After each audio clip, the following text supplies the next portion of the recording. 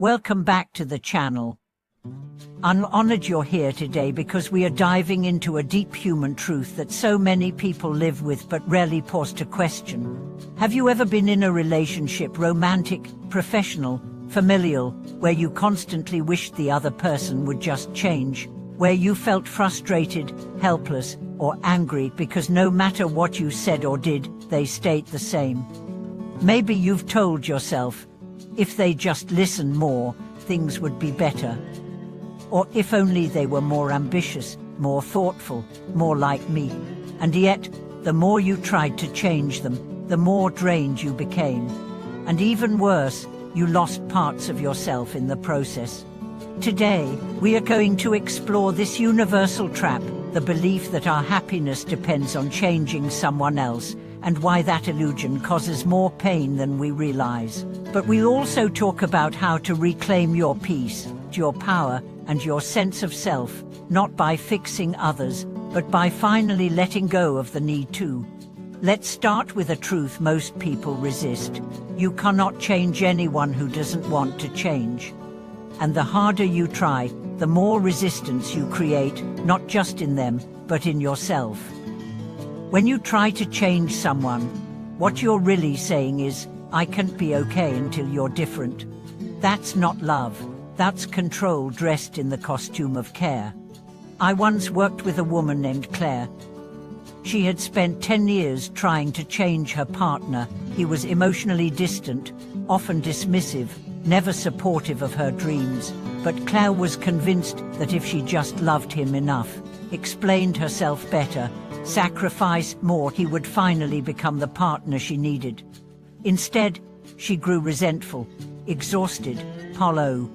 What broke her wasn't his behavior, it was her own hope. Because hope, when placed in the idea of changing someone, becomes a slow poison. Every time they disappoint you, it confirms the gap between who they are and who you want them to be. Eventually, Claire stopped asking, why won't he change? And started asking, why do I need him to? That was the beginning of her freedom. Trying to change others is often a distraction from the deeper question, what within me feels unsafe if I accept them as they are? Maybe it's your need to be right, your fear of abandonment, your belief that love must be earned by fixing people, your attachment to potential over reality. Let's talk about that for a second, the addiction to potential. So many people fall in love with potential. They see who someone could become and ignore who they are. But potential is a projection. It's not a promise. You can't build a future with a version of someone that only exists in your mind. And yet we try. We give advice. We offer books. We make speeches. We set ultimatums, not realizing that transformation doesn't come from pressure, it comes from permission. People don't change because you want them to. They change because something inside them awakens. If someone does change just to make you stay, it's often temporary, because they're doing it for your approval, not from their own desire. And change that's born from fear, not freedom, rarely lasts. So why do we do it? What do we feel this burning need to fix others? Because control gives us the illusion of safety. If we can get them to behave a certain way, we can feel secure, loved, respected. But that's fragile peace. That's peace that depends on performance. And it's exhausting. Real peace comes from radical acceptance, not of abuse, not of disrespect, but of truth. Seeing people as they are, not as we wish them to be. You see, when you stop trying to change others, you start healing yourself. You begin to reclaim all the energy you've been spending managing their emotions, shaping their behavior, walking on eggshells, and that energy can now be used to build your own life. I knew a man named Doran who spent years trying to change his father's opinion of him. No matter what he achieved, it was never enough. He kept hoping one day he'd get that proud nod, that simple, "I'm proud of you." But it never came. And when he finally accepted that his father might never change, something beautiful happened. He stopped living for validation and started living in truth.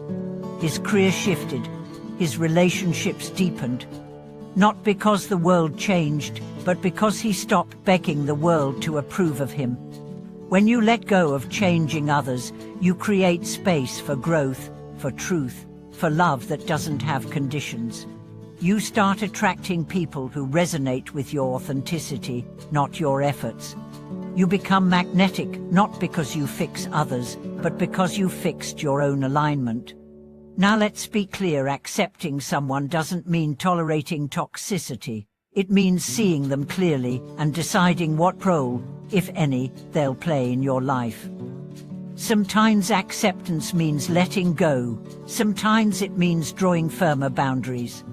Sometimes it means loving someone from a distance. But it always means releasing the illusion of control.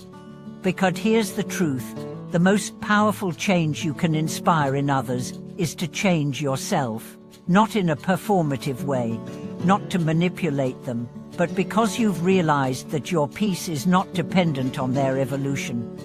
You become the example. You show what it looks like to heal, to grow, to walk in alignment. And maybe, just maybe, they'll be inspired, but whether they are or not is no longer your burden. Your only job is to walk your truth. One of the most powerful moments in any person's life is when they stop waiting for someone else to become better and decide to become better themselves. You stop waiting for apologies that may never come.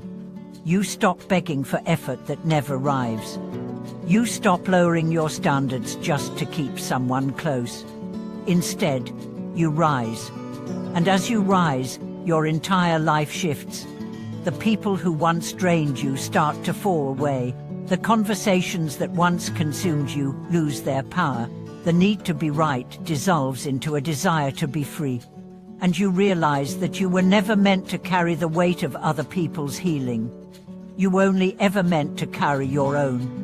So if you're watching this and you've been caught in that trap trying to change someone, fix someone, convince someone, this is your moment to release, to let go, to return to yourself.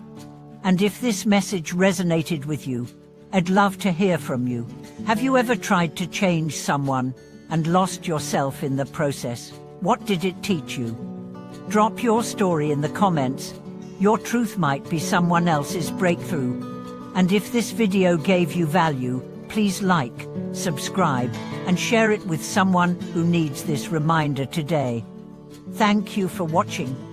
Choose peace over control. Choose truth over illusion. Choose yourself.